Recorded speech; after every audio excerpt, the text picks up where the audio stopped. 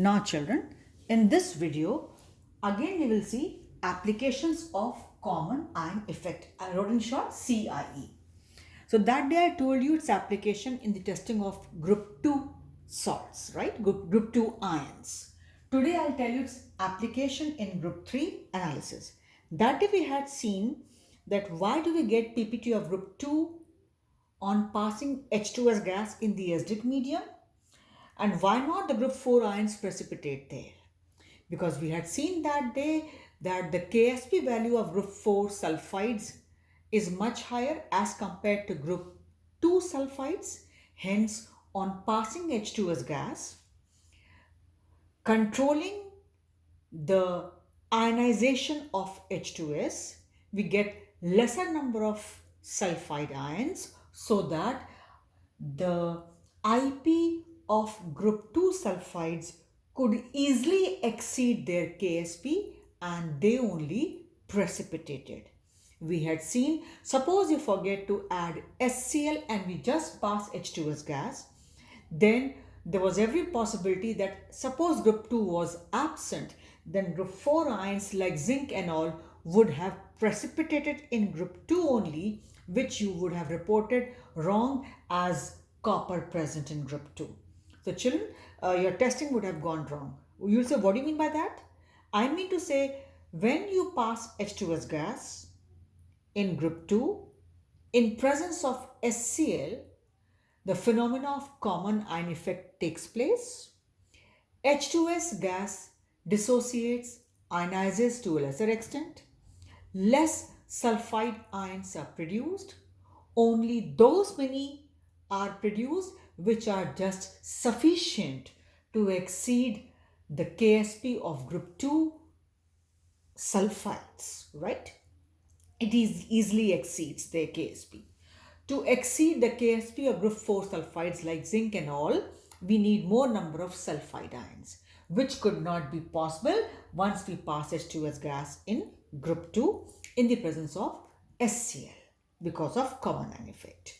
Suppose we forget to add HCl, then common ion phenomena will not take place and there's every possibility that group 4 ions can precipitate in group 2 only. So your testing would have gone absolutely wrong. Where you had to report group 2 absent and group 4 present, your group 4 is coming in group 2 only and your whole testing goes wrong. Now we'll see how it is going to affect in group 3. Children, what happens after group 1? We reach group 2 where we passed H2S gas in the presence of HCl for group 2. We got PPT or we did not get, that depends upon. Suppose we did not get group 2. So we will proceed to group 3 analysis. So what happens? Higher, so group 3 has aluminium, Al3 plus, Fe3 plus ions, etc. We test the presence of these ions in group 3. Higher groups have other ions. Obviously, group 4 has zinc, etc., zinc, nickel, etc. Group 5 has barium, strontium, calcium. You will say, what is she saying? Children, you will all be able to do in the lab. Just have faith. Things will be all right one day and then only you can see. If I go on telling you, it will not be clear. So it's only when you will do, you will perform. Understand logics here so that you understand, you can perform the test better in the lab. But you will learn only when you do it yourself. Right? It's something like you see others you see others are driving car. So fine, you see, you keep on observing, you learn things theoretically, but you get to learn driving only when you start practicing yourself. If you don't practice yourself car driving or even your cycling, you don't learn, children. You cannot make out the problems you came across and the difficulties you have to overcome, all those things. So it's only when you do it yourself, you will learn. Others, if they are doing, you will not learn. You cannot. You can only see theoretically what is there, but you get to know only when you do it yourself. It's something like that. So I hope you're getting the point. So group 3 ions are precipitated as their hydroxides. Children, what happens? After switching from group 2 to group 3, suppose group 2 was not there. So what happens after group 2 testing?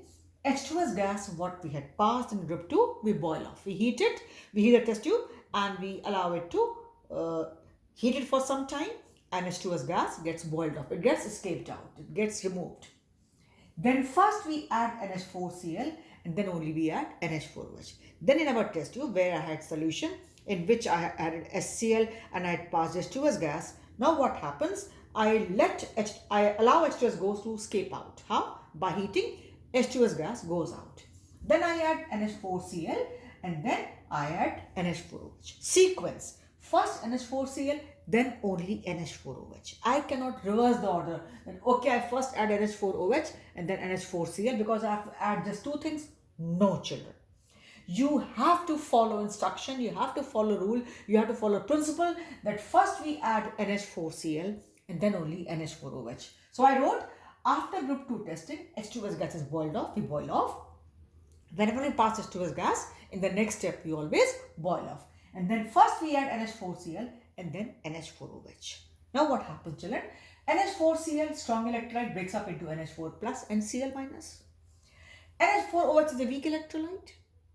It will, as it is, ionize to a lesser extent. And when we have this NH4Cl, a strong electrolyte, having this common ion, both have common ion, this NH4OH will ionize to a further lesser extent. So what will happen? Less number of OH minus ions will be formed than expected. When I say than expected, means when NH4Cl was not added. Suppose I would have not added NH4Cl. So when I added NH4OH, say out of 100, 80 had to ionize. So 80 NH4 plus and 80 OH minus would have been there. Good number. But when I add this first, so if 80 had to ionize, once I add this, maybe out of 80, only 30 or 40 ionize. Because CIE, Comn IonEfct, takes place. The degree of dissociation of the weak electrolyte, this is weak electrolyte, as there it was H2S, now it is NH4OH. The degree of dissociation of weak electrolyte suppresses, decreases in the presence of strong electrolyte having one common ion. This is common ion. So phenomena of Comn IonEfct takes place. So lesser number of OH minus ions are formed. So AlOH whole thrice, etc., or FeOH whole thrice, etc., only group 3 ions precipitate as hydroxides, not the higher ones, because higher ones need more of hydroxide ions, then only their ionic product will exceed their solubility product. Because in order to have PPT, our IP should always exceed KSP. If IP could not exceed KSP, PPT will not be formed. Suppose if NH4Cl is not added first, means prior to NH4OH addition, then higher group ions can also precipitate because their IP can easily exceed KSP. Why? Because as it was out of 100, 80 had to ionize under normal conditions. So I would have got 80 OH minus, and in that condition, the IP of group higher ions would have also exceeded their KSP, the KSP of their hydroxides, and they would have also precipitated. Suppose you thought you are testing for aluminium hydroxide, but maybe it was the PPT of zinc hydroxide obtained over there. It was the PPT of calcium hydroxide obtained over there. They all are white in color. Barium hydroxide could have been there. But since barium hydroxide, calcium hydroxide, they need larger number of OH minus ions to exceed their KSP, they would not precipitate.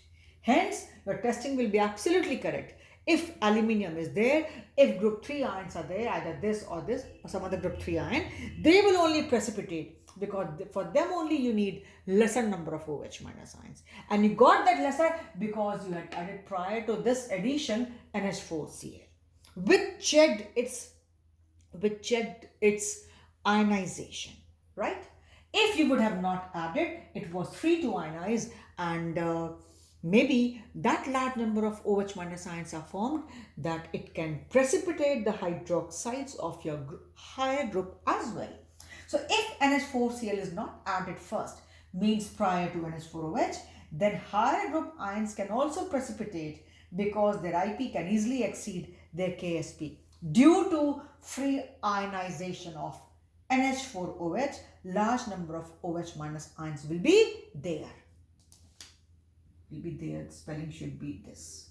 THE I, right? They will be there. Understood?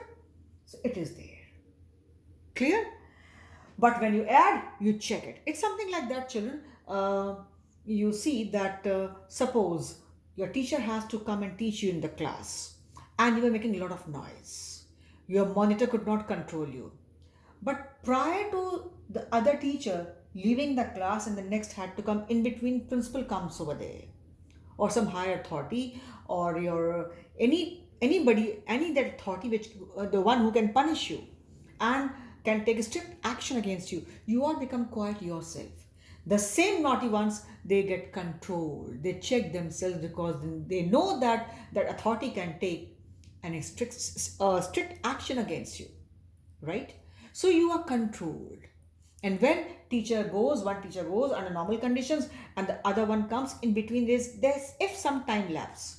You see, there's some rowdy students, there are some naughty ones. They start misbehaving, and the whole of indiscipline is there in the class. So a control is there when we add first NH4OH. It's the ionization of this is controlled. If we have some high authority in the class, their activities are controlled. They're more disciplined, right? That's how it is there. Now, we cannot use, now what happens, children? Now, as we have used the combination NH4Cl and NH4OH. So, I hope this point is clear. So, it is a must to add NH4Cl and then only add NH4OH. One may ask you, why do we use, or is it essential to add NH4Cl first followed by NH4OH prior to the addition of NH4OH? You will say yes. If we will not add, the phenomenon of Comn IonEfct will not take place. And then what is there? The problem will be that maybe our third group ions were not there, or in the third group only the higher group ions precipitate as their hydroxides, because NH4OH will ionize as under normal conditions, will produce large number of OH minus ions, and then the IP of that high group ions can easily exceed KSP, and they will precipitate.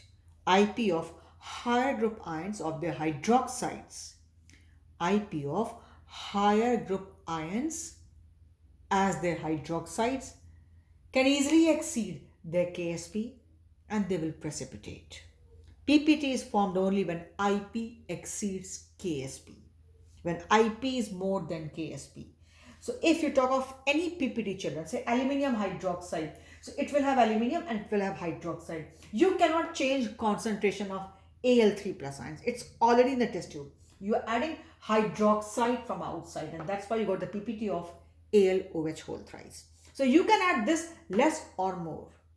So what happens? We add, but that addition can also produce large number of OH minus ions. So curtail it to check its ionization. We add first NH4Cl so that our testing does not go wrong. It goes stepwise. First, only those many those only OH minus ions are produced, which can only precipitate your third group radicals, because they require less number of OH minus ions, and higher groups require more number of ions. If we will not add, more number of OH minus ions will be formed, because this cation, children, cannot be changed. You can only change concentration of OH minus ions, as you could change the concentration of only sulfide ions in the previous case. Now, again important point. As we have used this combination NH4Cl and NH4OH, can we use, because we simply want OH minus ions. So one can say, why can't we use here any OH? And okay, you're saying Comn IonEfct, why can't we use NaCl in place of NH4Cl?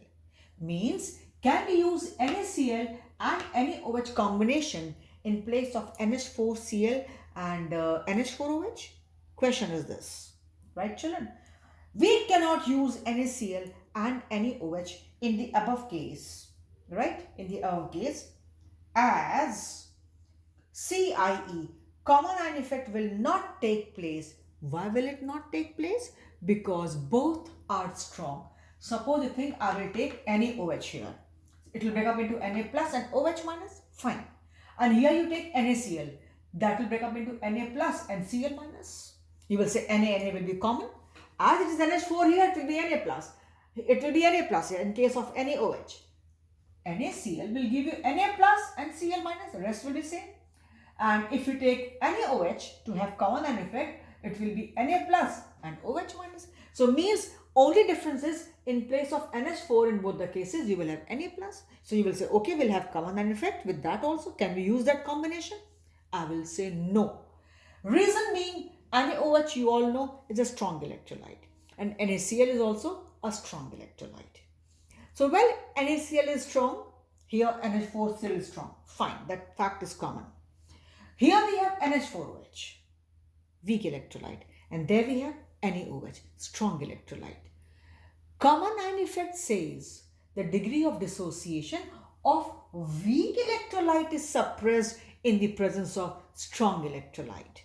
So here we have NH4Cl strong electrolyte, there we have NaCl strong electrolyte, but here the weak one is NH4OH. While in that combination, I will have NaOH, and NaOH is a quite strong electrolyte. Hence, there will not be any phenomena of Comn IonEfct taking place, because Comn IonEfct strictly says the degree of dissociation of a weak electrolyte is suppressed in the presence of strong electrolyte having one common ion. So you will say in case of NaCl and NaOH we have any common ion. Fine, you have any ion common, but here we have NaOH as I said here. In place of NH4OH, in that case we will have NaOH, and NaOH is quite strong. Hence, NaCl cannot check the dissociation or ionization of NaOH. Hence, the very phenomenon of Comn IonEfct, CIE, will not take place. Hence, we cannot use the combination NaCl and NaOH in this case to have the phenomena of Comn IonEfct, or say this combination will not show Comn IonEfct, or if they ask you can we use this combination, we cannot use the combination of NaCl and NaOH because here NaOH is a strong electrolyte. With the result, the CIE, Comn IonEfct phenomena will not take place. So as I have shown in this all, AlOH whole thrice, its KSP is low. As I told you, we gradually children go on for the higher group. Those which have got lower KSP, and gradually they have been put up in the groups.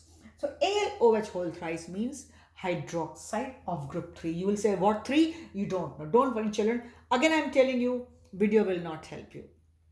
Just try to understand theoretically, and once things are all right, you will do, then only you can understand.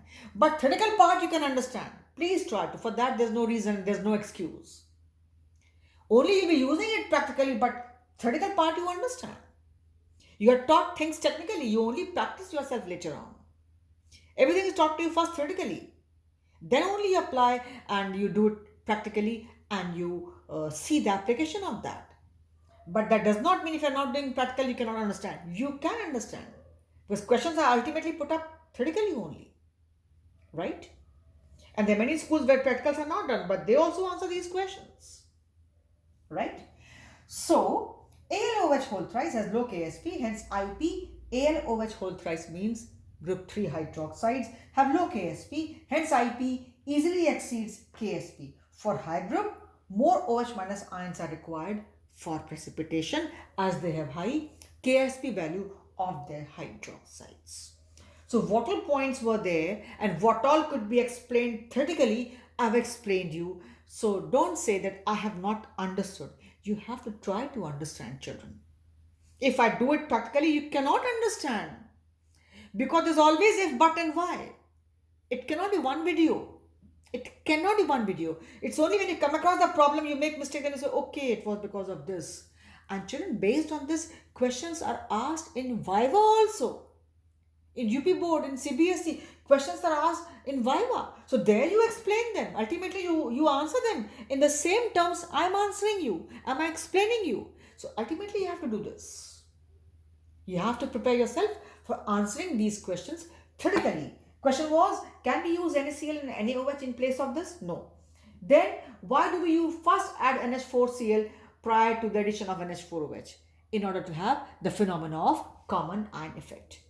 So if we will not do, then what will happen if NH4 is not added? So I give you all the points to answer your questions. If it is not added, means prior to NH4OH, then higher group ions can also precipitate because the IP can easily exceed Ksp. Why? Due to free ionization of NH4OH. Large number of OH minus ions will be there. That's it. So the key point is, when we add a strong electrolyte having common ion prior to addition of weak electrolyte, its ionization suppresses. Point number 1. And this is called Comn ion effect. Last time. Second, to have PPT formation, IP should always exceed Ksp. Ksp is solubility. Solubility maximum. So it's only when the ions are above solubility level, then only PPT will be formed. So simple thing. So that solubility level is shown by a constant Ksp. Why Ksp? K, because solubility is fixed at a given temperature. If you raise temperature, solubility changes.